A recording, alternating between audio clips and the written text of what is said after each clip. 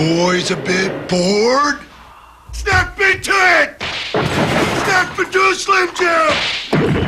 Tear to the spice! Beefy juicy taste! Hey, nice! Antique! Snap into it! Need a little excitement?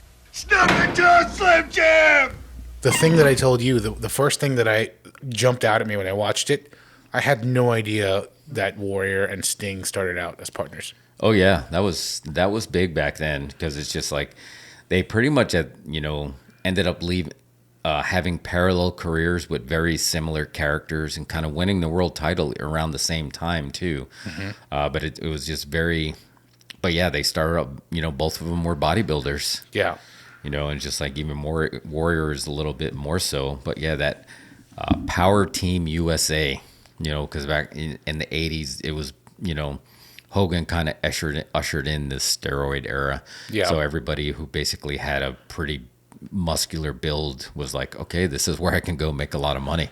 Right. And wrestling was in the rock and roll 80s. Yeah, the rock and wrestling connection. It was everywhere. Yeah. So. And bodybuilding was huge in the 80s, right? Because, basically the biggest movie stars in the world were Arnold Schwarzenegger and, Sylvester Stallone. You had Lou Ferrigno out there too? Yeah. Yeah, and even before that, like early 80s, late 70s, you had Schwarzenegger and Ferrigno were, basically household name as those dueling bodybuilders. So they were already big names in there. Yeah. Look, the 80s was very big and bombastic. So not just the wrestling, but, everything about the 80s, right? Yeah. Was there. So it's no surprise that, Warrior, who kind of, in this first documentary, we're going to just cover the A&E stuff. We'll I was going to say, before we get too deep here, right? Yeah. What was your thoughts on the A&E doc on Warrior overall? It was a lot deeper than I expected. When we do part 2 and we talk about with Dark Side of the Ring, I expect them to go dark. I expected A&E to kind of not whitewash it a little, and some will argue that it was a little whitewashed, but they definitely brought up more of the dark stuff around Ultimate Warrior than I expected. Yeah. But yeah, we'll stick just to the A&E stuff, but I enjoyed it. Did you like it? I thought it was really good. Yeah, I enjoyed it from top to bottom. There was a lot that I didn't know. Like I said, the Sting stuff, which I thought was really interesting to me because they kind of had the same makeup, right, for the majority of their careers. Yeah. Which I thought that was interesting. Yeah, that it got really, he got gassed up and went to California and, realized, that is how I make money. Yeah. But just like, there's no Ultimate Warrior without Arnold Schwarzenegger indirectly, right? Because when he was talking about his friends, like he used to just do curls in front of an Arnold Schwarzenegger poster. Yeah. That's a pretty, we know, Schwarzenegger became a legend. So sure. Just that's the route you're going. No surprise, but it was a little bit of, serendipity, right? There's just like they had that Power Team USA that one of the guys dropped out. They needed another big guy, and somehow Sting had come across Warrior, right? And just working out in the gym before either one of them were in wrestling, and then to get to be in that group. And then, Jeff Jarrett's dad, Jerry Jarrett, when they were just sending tapes everywhere before, that was the only thing you can do, right? Send headshots and send tapes and hope they watch. And Jarrett, just like, I like their look, but I want only 2 of the 4. And the 2 of the 4 were Sting and Ultimate Warrior. Right. That was nuts. So it's just like, okay, because I wonder what happened to the other 2 guys. They were definitely the 5th Beatle, 2 5th Beatles in the Power Team USA. But, they wanted to be the, they became the freedom fighters. It didn't work. They were really green. They probably got rushed in there because everyone was looking for that next Hogan.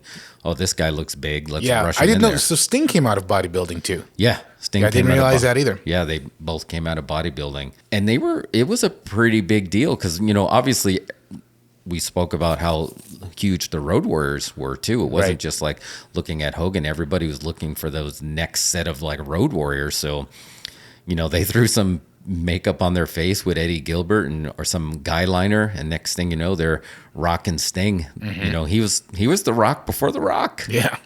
It was Rock and Sting, the Blade Runners, and they were just basically these Road Warrior knockoffs.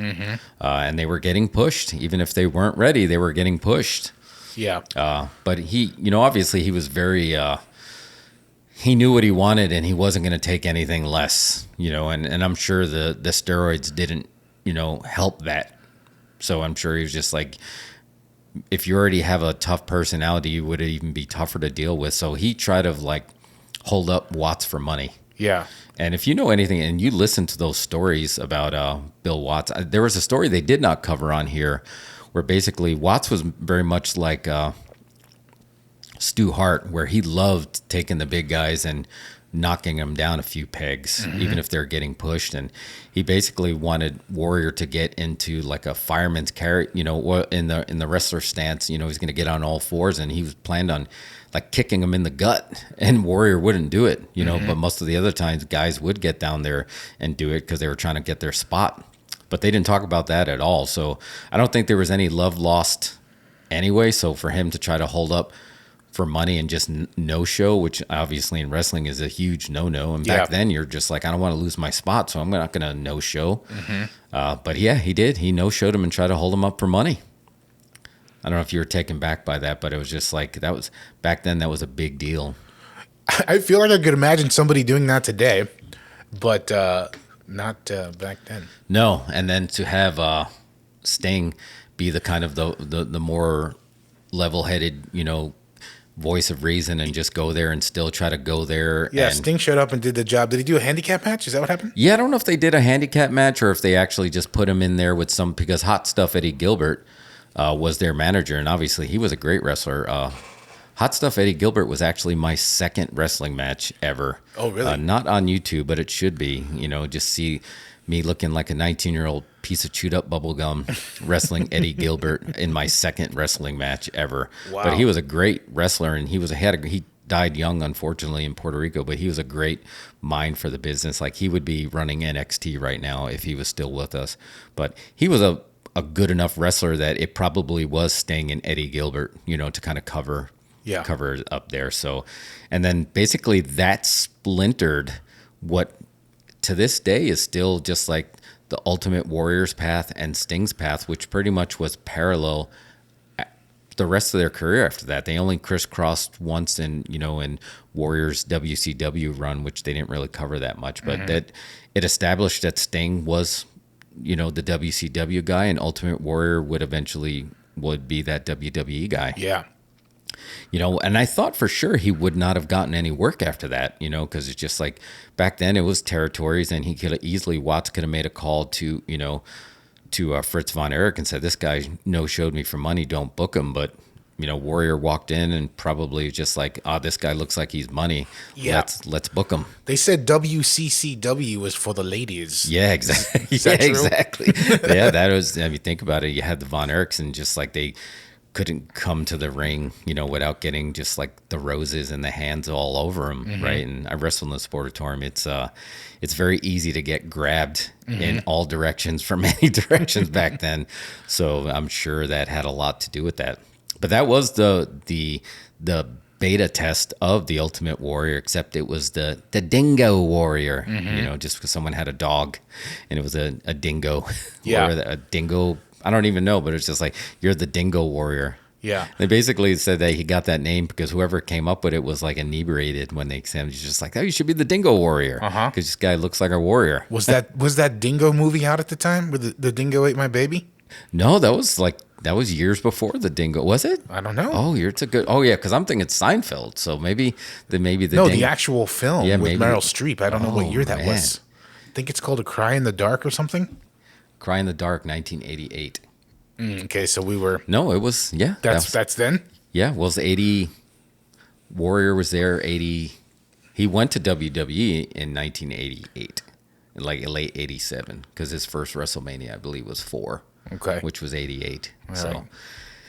Oh, man. Yeah, maybe just Dingo was in the zeitgeist. Okay, well, the film hadn't come out yet, but maybe the story was out there. Yeah, the story had to have been out there, right? So maybe the story was reported on and someone heard about it. Yeah, it was enough for... That's my Quentin Tarantinoing of wrestling history. A Cry in the Dark, which I don't think I've ever seen. Yeah. It's a decent film. Yeah, I mean, Ultimate Warrior, when he did finally, after, he got scooped up from World Class to WWE, like, he was like an instant hit. He was like, exactly what the 80s represented. Yeah. You know, he just like running to the ring, and he had the comic book look, and it just like he had everything that was different. Right. It was very much ironically like the Road Warriors, who also had the same thing. These big muscled up dudes with face paint that come in and do everything that you don't expect a wrestler to do. Right, but he just came in like a shot of adrenaline. Oh, he did. His entrance was really, I feel, the thing that got him over the most, because you heard that music and you saw him just running top speed. Nobody ran top speed to the ring. No, especially like those, you know, those big muscled up guys. They're going to be blown up before they get there, because he's just like, I'm out of gas. I'm done. Yeah. So he's hauling ass to the ring and then shaking the ropes.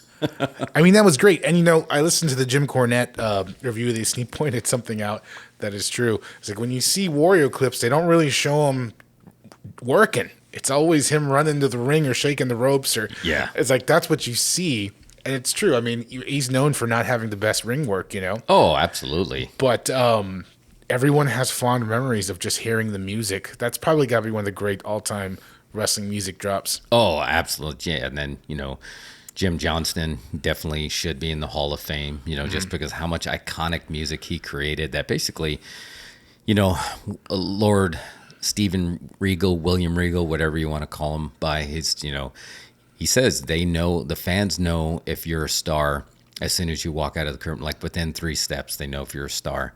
And a lot has to do not only with your presence, but that music. Yep. You know, so that was, like you said, it was absolutely perfect music, and they used him smart in the beginning. You know, his first stuff, you know, was basically, you know, he got into a tug of war with Hercules Hernandez, you know, which is hurt, you know, for the chain, and Warrior broke the chain. I was still a kid, and I went to see a Royal Rumble live at the Summit in Houston, and Warrior didn't have a match with Rick Rude. He had a pose off, like a flex off. And they were basically out there just like it was a bodybuilding show, and they were flexing for each other. Yeah. So, and he had one of those little gimmicks to make your muscles look bigger before you go out there and flex. And that's what Rick Rude attacked him with. But they used him really smart, and just like they showcased how strong he was without actually having to have a big match with him. I didn't realize that. Oh, yeah. So when it finally came around of just like this guy, you know, they were just kind of like showcasing him. That I don't care, man. I'll still never forget it. I watched SummerSlam on pay-per-view, and Honky Tonk Man, you know, had the title for the longest time and just never seemed like he was going to lose it. So when that music hit, that was a Road Warrior pop. You know, that place literally, you know, you can hear Gorilla Monsoon. You know, this place has gone crazy. They've come unglued. They're gone bananas. You know? So let me ask you, like going back to his earlier bookings, were they doing the music drop and then having him run out and do the flex off, or were they just? He still ran out. He still ran out. Yeah, he still ran out. He never walked to the ring that I know of. Yeah, you know, he always ran out. So he'd do his whole intro, but not do a match. Yeah, exactly. They were just kind of showcasing him, and look, this is, you know, enhancement talent days, so he's just like he can go out there and squash a guy just to show him, you know, and just like you know, and then you'll wrestle somewhat of a longer match in a house show. But by this time, he wasn't as green as he was back in those Mid-South and World Class days. You know, he probably learned to work a little bit more, because now you're working with some guys that are, you know, showing you this is how you do it.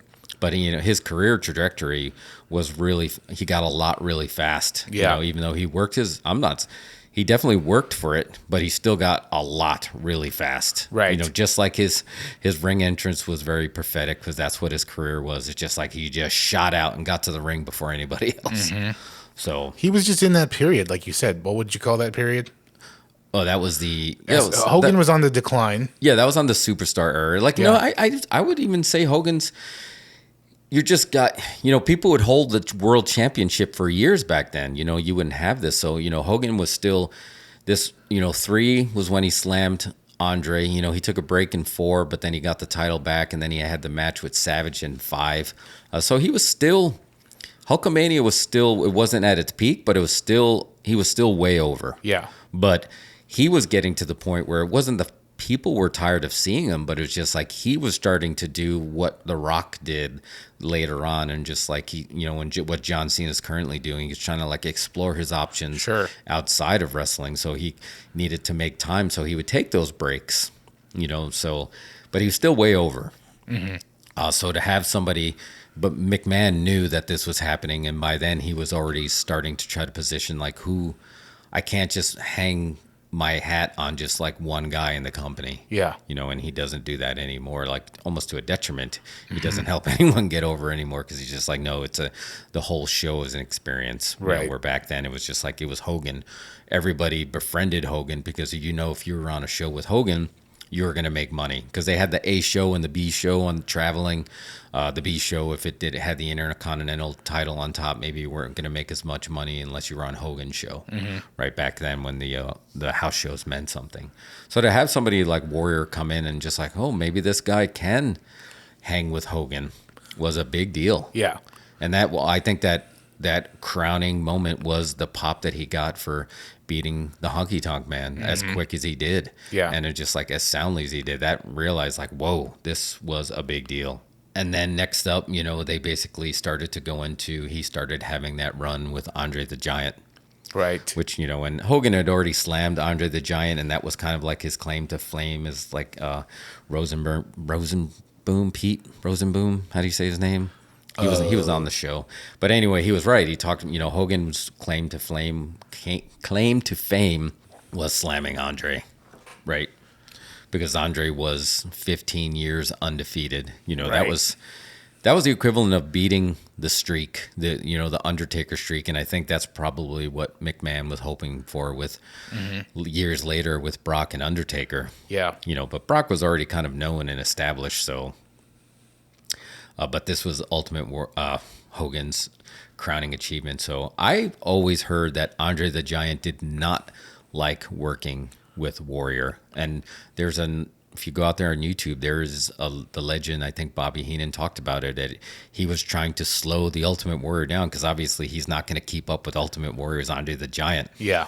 And there was a spot where he goes to run, and Andre literally just held his fist out and let Warrior run into his fist and basically knocked him down to size.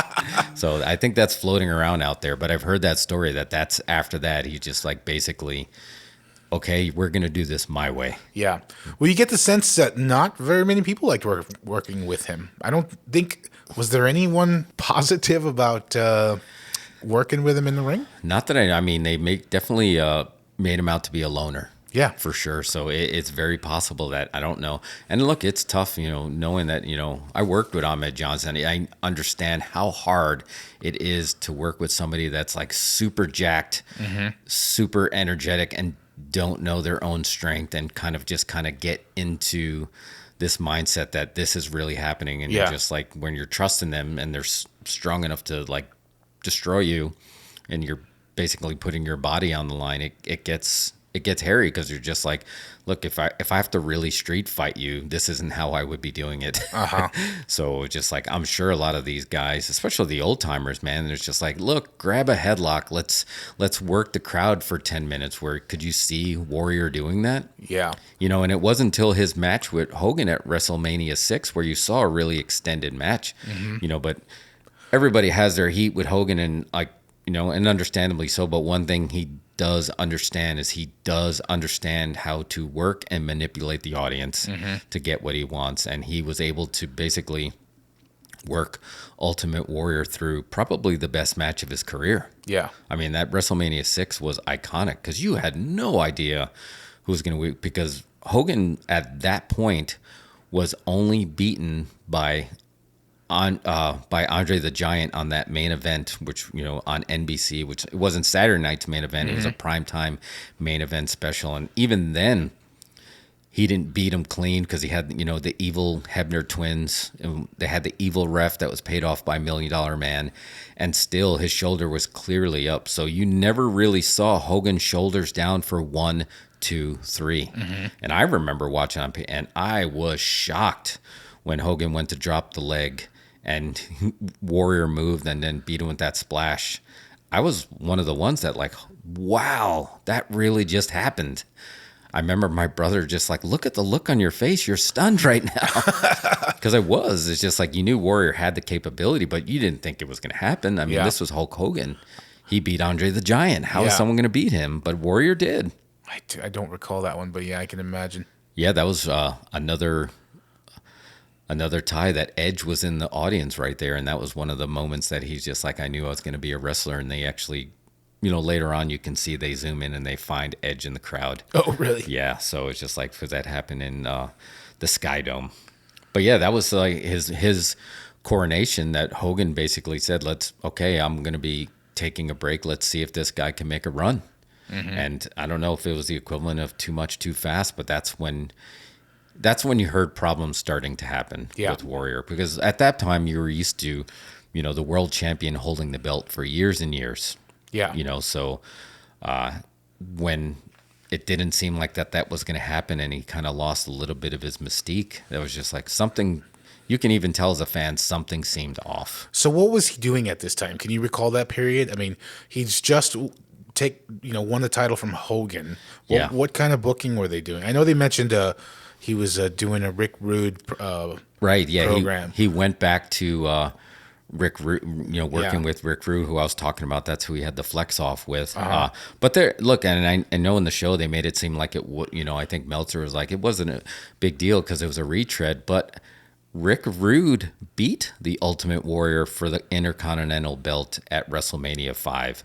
So I disagreed with Meltzer in that case because it's just like he proved, even though Bobby Heenan, held his foot down, Warrior didn't lose clean, but he still was pinned 1, 2, 3 for the belt. So it's just like, hey, this guy beat Warrior before, maybe he can beat him again. So I thought it was okay, and I remember they did have a match, a cage match, I believe, at SummerSlam.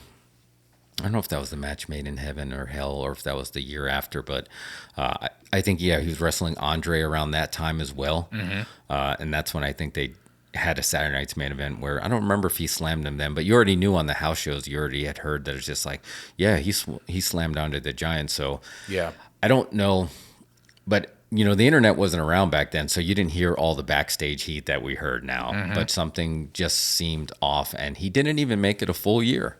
Yeah. Before this stuff started happening, and then Macho Man as Macho King, basically caused him to lose to Sergeant Slaughter, and that led to evil Sergeant Slaughter, the Iraqi sympathizer, fighting Hogan for the belt at WrestleMania 7. Mm-hmm. And then Warrior was not even part of the title picture at that point. So I don't know if it was he couldn't handle it, or maybe he wasn't drawing, because back then drawing tickets actually meant something. So if you took the title off of them, that maybe he wasn't drawing the tickets like Hogan was. Well, you say something seemed off. What seemed off to you? Can you recall? Oh, I just remember he just like one time I think he came out in like a Brother Love segment and his face paint looked a little different, and they were trying to make him. You can tell at that point he didn't have that rawness that he had before. Like when John Cena got over being the doctor of thugonomics, and then when he became so popular, then all of a sudden it was John Cena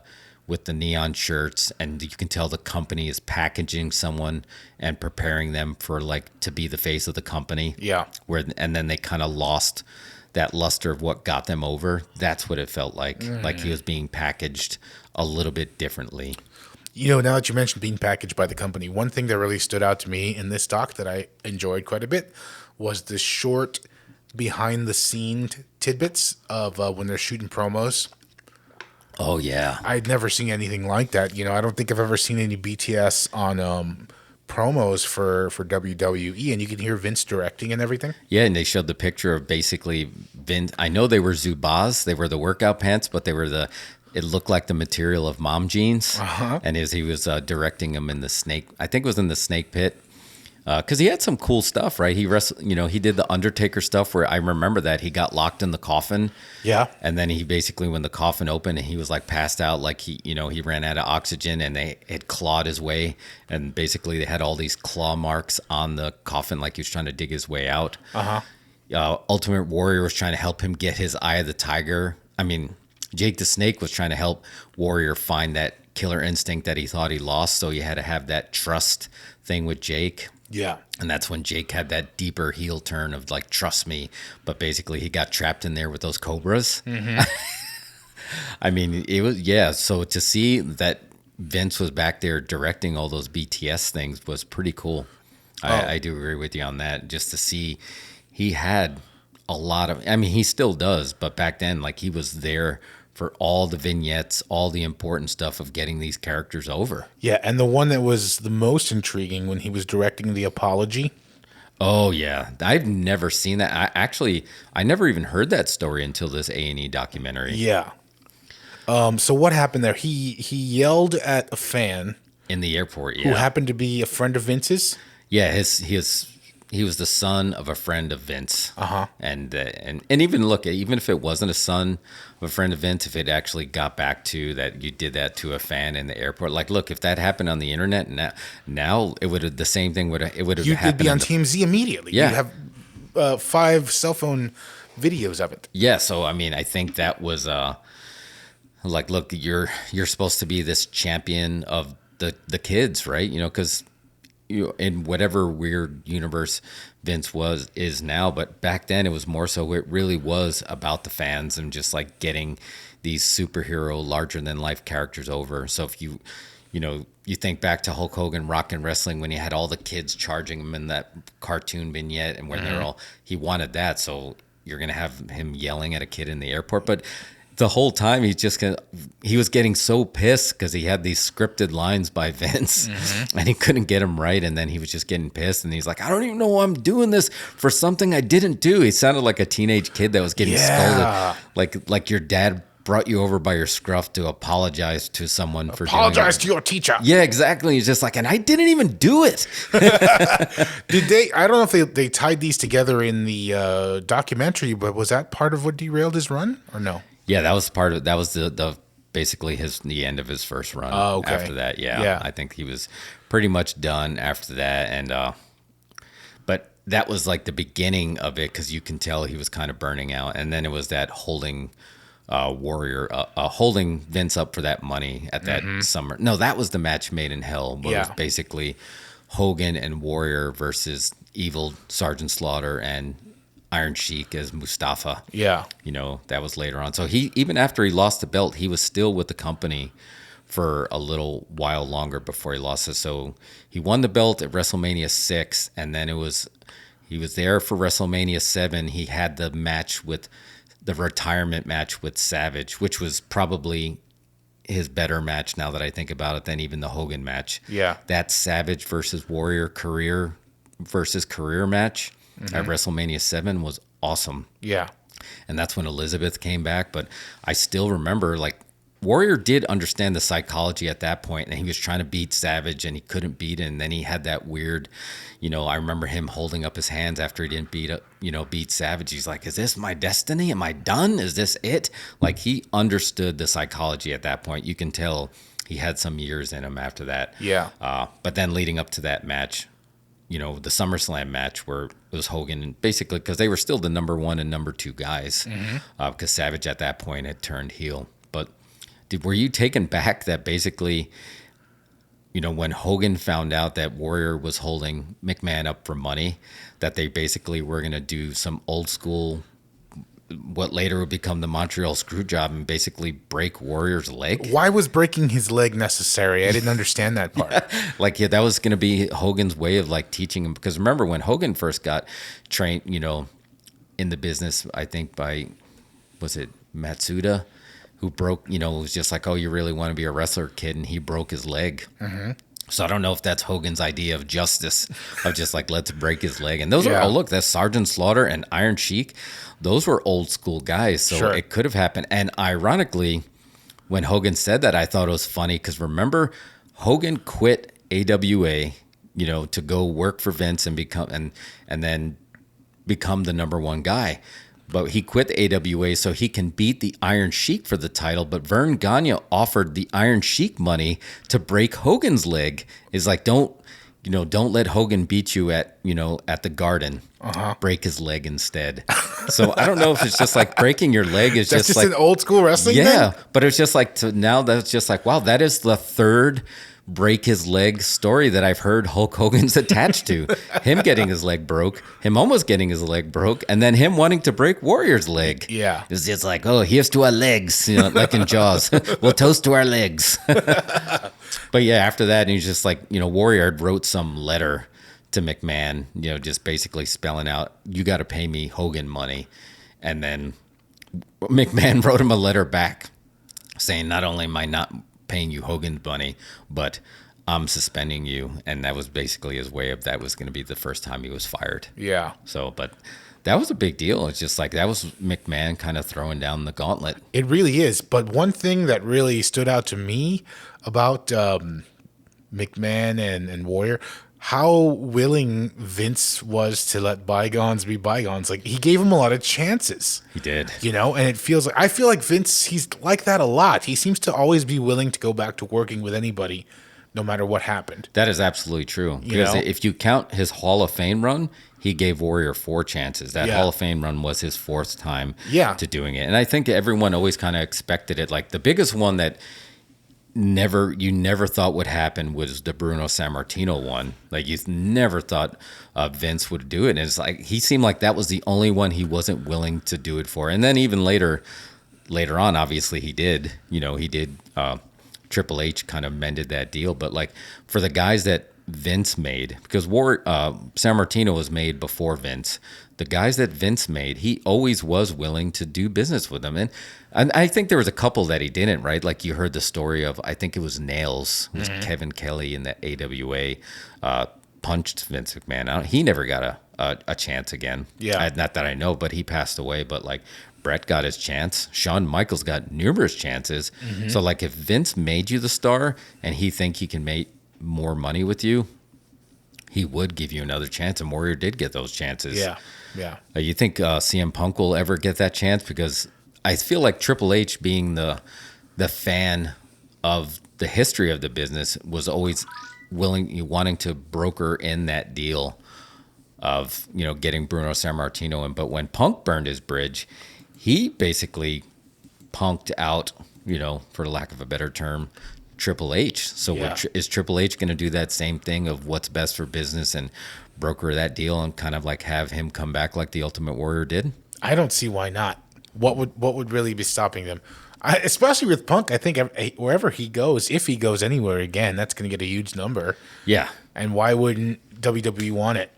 And I think that's why Vince was always willing to let Warrior come back. Because the second time, I know they were talking about a no-show for his dad's funeral, so then that got him, and then he wanted to distance himself, because I think Ultimate Warrior and Hogan were both part of the steroid trials, which is going to be a later episode of Dark Side of the Ring, so we'll hear a little bit more. Right. So at that point, he was probably trying to distance himself. That was interesting, too. I never put 2 and 2 together and realized that's when WWE shifted into sort of the smaller champions. That was the new generation, right? That's when they did shift into that, which, ironically, you know, Jeff Jarrett's dad, was being groomed to basically run WWE. If Vince had to run WWE from prison, Jerry Jarrett was going to be his guy. And Jerry Jarrett, as we heard in this episode, was the one that discovered, quote unquote, Ultimate Warrior. Yeah. So I think it's funny how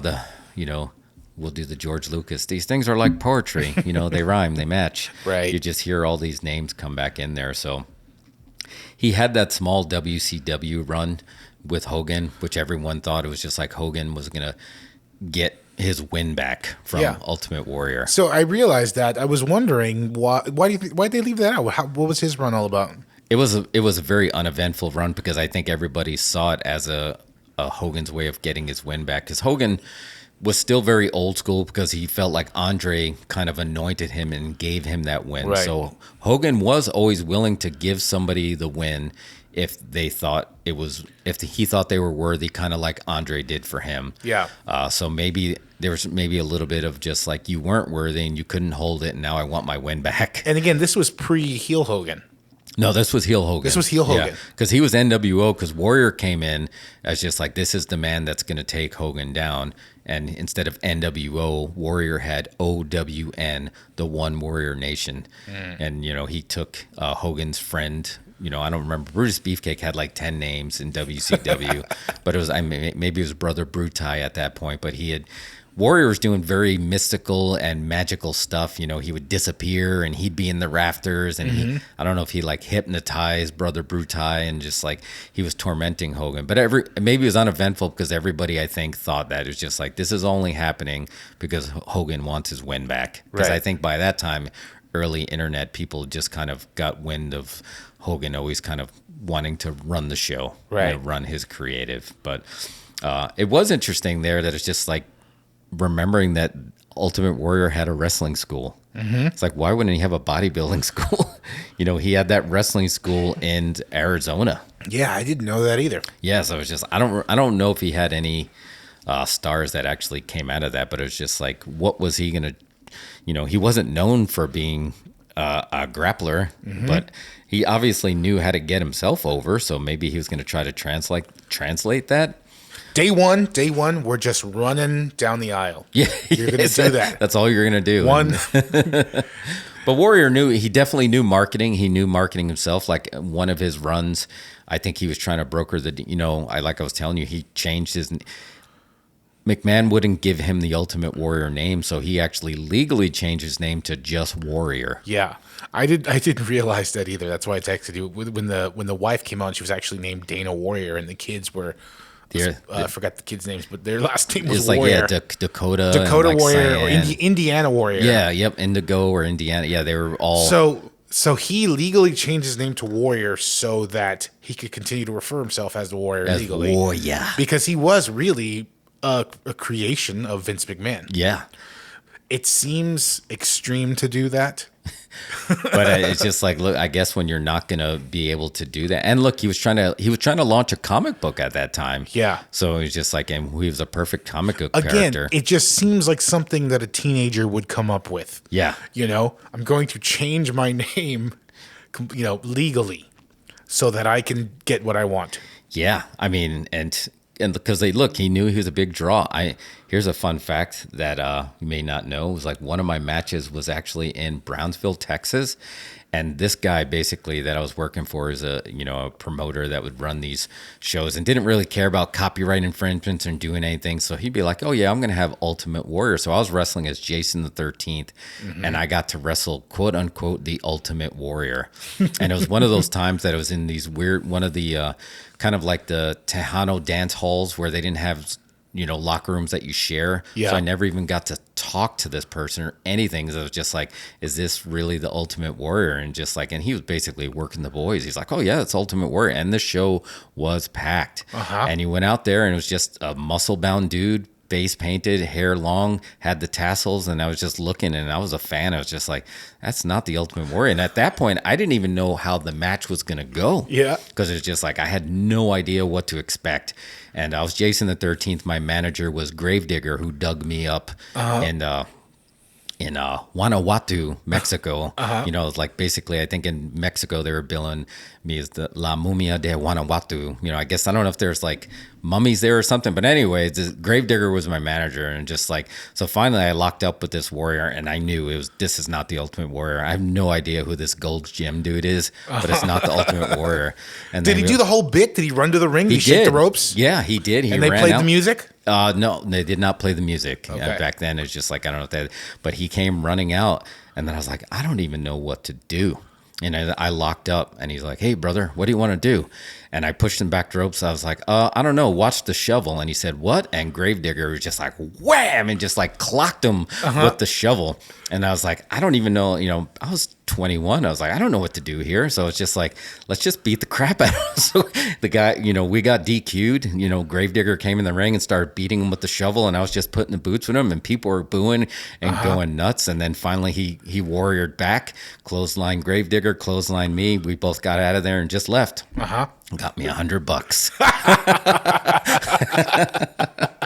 It's just like, I kind of wish I had the fake program that this guy was selling. That was just like, so I can say I wrestled fake. But look, I wrestled fake Ultimate Warrior. I wrestled fake Doink. This wasn't the first fake gimmick although technically the Doink I wrestled was real because he was one of the multiple Doinks that they had. But yeah, that's just like, Ultimate Warrior was a brand, and it was an easy to mimic brand. So I can see why Warrior's just like, I better not let these guys McMahon did it later, right? With fake Razor Ramon and fake Diesel. That was a little tough but like he could have done it with Warrior. So Warrior, I think, was trying to jump on top of that. Yeah, well, McMahon's not afraid to do something out of spite, it seems like. Yeah. I mean, that DVD they cut of him, yeah. that was brutal. Yeah, the self-destruction of the Ultimate Warrior. Again, you get some of the behind the scenes there, and you got Mean Gene talking to the director, and he's like, so you want to do like a shoot thing?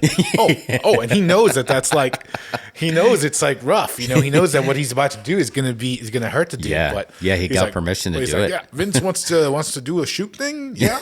It's like, wow. It's like, all right, let's do it. And there was, of course, all the old schoolers, right? Mean Gene, Bobby Heenan, Ric Flair, that weren't afraid to and it was even some of the newer guys that were kind of laughing at some of his interviews, like, fuel the starship up with space fuel. Yeah. And just the stuff. But at the same time, it wasn't fair in the sense that there were a lot of people that were influenced by this larger than life character. But I think at that point, Vince McMahon was trying to distance himself from the Ultimate Warrior. Yeah. Which was sad. And it's just like, because I think it did, obviously it did affect him, because that was kind of like his spiral after that, when he just basically, he started off going off on a little kid, in an airport, and then it ends with him going off on a bunch of college students telling them queering doesn't make the world work. Yeah, so that quote sticks in my head because I remember that, and I was just like, did he just say what I think What's he the said? quote again? Queering does not make the world work, honey. He said that, and he even threw the honey in there, and I was just like, wow. And you can tell, all these kids that are in college now probably grew up watching The Ultimate Warrior, basically watching their hero turn heel IRL on them, just telling them that, like, a lot of your friends that are doing these things that I'm talking about, because he went crazy conservative, and just like, Dana Warrior was even talking about, like, Fox News was on all the time, and it was just like, shit, would that version of Ultimate Warrior stormed the Capitol? Whoa, can you imagine that if he'd have come down and being leading the charge? Oh my God, that is just like, so it's very shocking that, like, your childhood hero, and that's when they have the never meet your heroes. So, but at least it did. It seemed like at that point, I think he was just working it as a gimmick versus maybe that was his beliefs. Like, obviously he had a hardcore discipline, but I don't know, but it sounds like when he met his wife, he started to kind of turn his life around. Yeah. 'cause I think he was working it as a gimmick. I think he saw that as something that has a lot of following. It's an ideology. And, I think that's, they talked about him being a loner, not having a lot of friends, and that type of ideology appeals to people like that. Not to get political or whatever, and I'll probably cut this part out, but, like, I'm just saying, like, it opens up people that are definitely feeling like loners. Yeah. Okay. That sort of stuff sort of draws them in to be part of this group. That's how cults work, right? First, they just isolate you from everybody else, and then they say, I'm your friend. Yeah. That's wrestling mentality 101, right? It's just like when a bad manager like J.J. Dillon is trying to recruit Barry Windham to be a heel, he basically, I told you Luger wasn't going to be there for you, but we'll be there for you. Right. So maybe they had that same mentality back then. But I don't know. I was a huge fan of the Ultimate Warrior, and I remember my friends watching wrestling were huge fans of him. So he did deserve his place in the Hall of Fame. If you want to have a legitimate wrestling Hall of Fame, doesn't matter, like, the backstage politics and all the stuff that kind of happened, barring like the Chris Benoit stuff, that is just like, hey, that's a little bit too much. In the end, he still was very influential. And then, like, the whole cancel culture right now is like, when does it stop? Like, do you have to, like, all these people have dark, a lot of celebrities have these dark, twisted, histories that you do not know about. Yeah. Matthew Broderick killed a guy. Did he? I had no idea. Oh my God, I had no idea. Man, War Games is going to take a whole nother level for me now. I did not know that. How did he kill? It was like self-defense? No, it was like it was a car accident. Oh, And I he got in got a lot of trouble for it. I'm sure you can Google it and find that whole story. Oh my God, yeah. So it's just like sometimes it's just like the internet tells you stuff that you don't want to know, like, but you wouldn't have known. But it's just like if you're talking about Ultimate Warrior as just the character and not the man, you know, which it sounds like he had his redemption story in real life too with his daughters, you know, that kind of turned things around. But if you're just talking about the character and the influence he had, he deserved that last chance that he got to be in the Hall of Fame as Ultimate Warrior, the character. Yeah, so they definitely, in the end, it felt like an uplifting story. It did, yeah. A story of redemption. They didn't shy away from the bad stuff, I felt they like. Did not, nope. But they didn't dwell on it. And coming up this week, part 2, yeah, will be the dark side of the ring. We'll get the other side, which I think we talked to Warrior's first wife, which they only touched on in this, saying that when he got the title and part of his downfall was his divorce from this wife that it sounds like we're going to be talking to in this Dark Side of the Ring episode. Yeah. So I'm really interested if there's more stuff. Cornette made it sound like there's a lot more dark stuff that you didn't know. Because you always hear the rumors, man. So it's just like you always hear the rumors like so-and-so is gay or so-and-so did this to get his job. And it's just like, and I think he was always one of those because, you know, late 80s WWE had that whole stigma because they had that, you know, that ring announcer was basically what they call grooming right now, for young boys. You know, I guess apparently they were doing that back then. So you just assumed that everybody was doing that back then. Well, at least the boomers of that generation would just assume, oh, everybody must be doing that if this one person did that. Yeah. So I'm curious of what Darkseid's going to dig up. I'm looking forward to seeing the reenactments of Ultimate Warrior. Oh, yeah. I'm sure they're going to do a great job with that. Yeah, that slow motion rope shake's going to be nice.